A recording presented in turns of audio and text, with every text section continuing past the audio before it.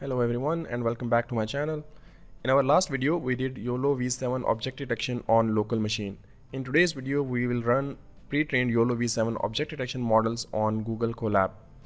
The code for all of our videos is available for our Patreon supporters. The link is in the description. Let's get started. I have opened this new notebook on Google Colab called YOLO V7. First, let's enable GPU by going to runtime and then click on change runtime settings. Select GPU as hardware accelerator and click on save. Now click on connect and wait for it to get ready. Once that is done, now we need to connect our Google Drive with this session. Let's do that.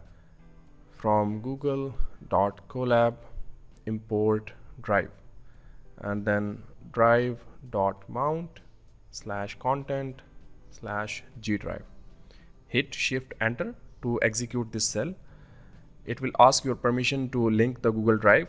Click on Connect to Google Drive and it will mount the Google Drive after authentication. Now we need to move to the Google Drive.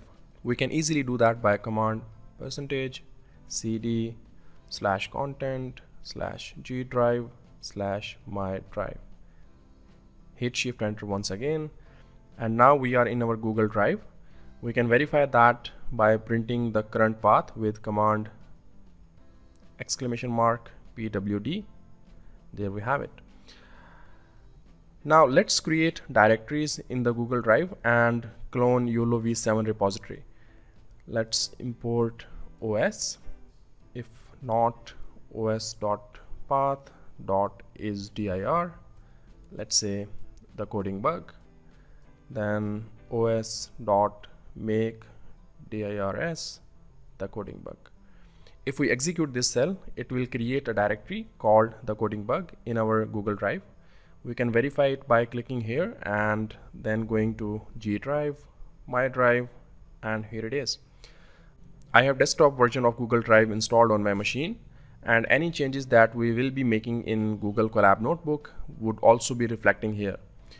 Now let's move to this newly created directory, %cd the coding bug, and then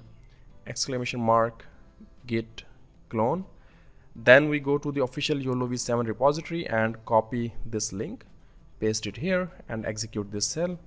It will clone the repository in our directory that we just created. Now we need to download pre-trained YOLO V7 model that we want to run for object detection. Let's move to YOLO V7 directory by command %cd YOLO V7 and then in official YOLO V7 repository, scroll down and copy the link of any model that you want to run. Go back to Colab, then execute !wget and paste that link. If we refresh our Google Drive folder, we can see that the model file is downloaded successfully. Now we are ready to run object detection on images and videos, but before that we want to do some modifications in the code.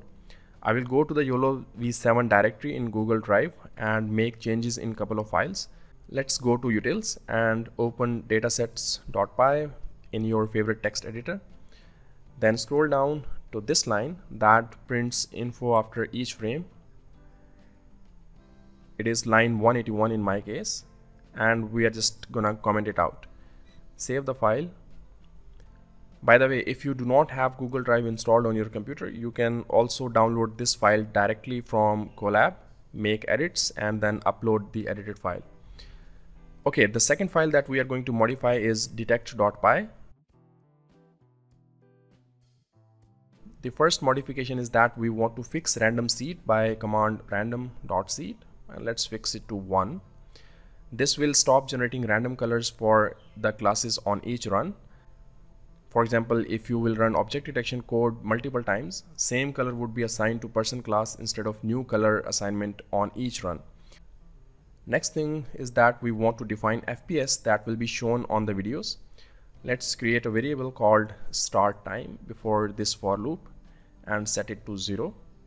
Then scroll down and before view image, let's type if dataset.mode not equals to images, current time equals time.time, and FPS equals 1 over current time minus start time.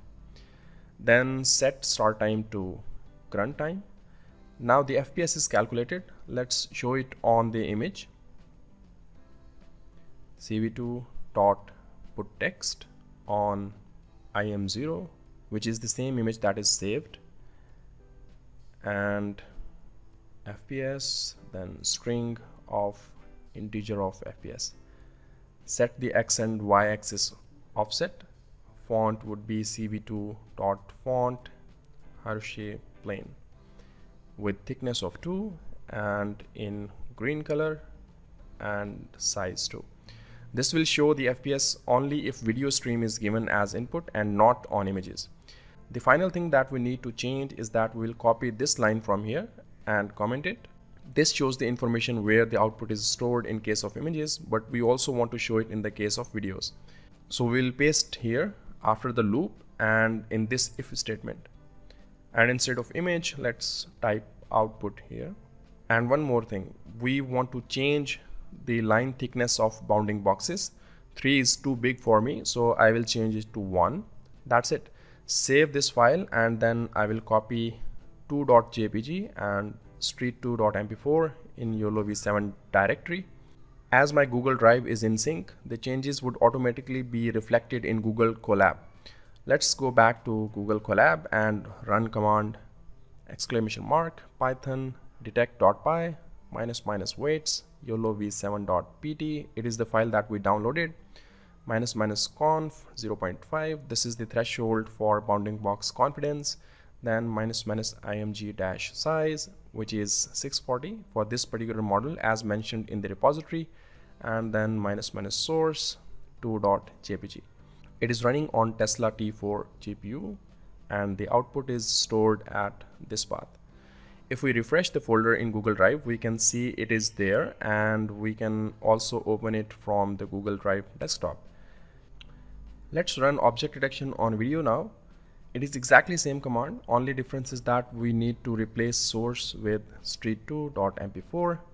The output is stored in runs folder and here we can see it. And it's giving us 40 FPS on average. Now if you want to run any other model, just copy the link of that and paste here in wget command.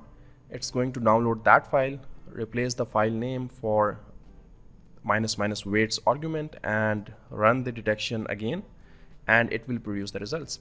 Similarly, change the weights file in the video command as well.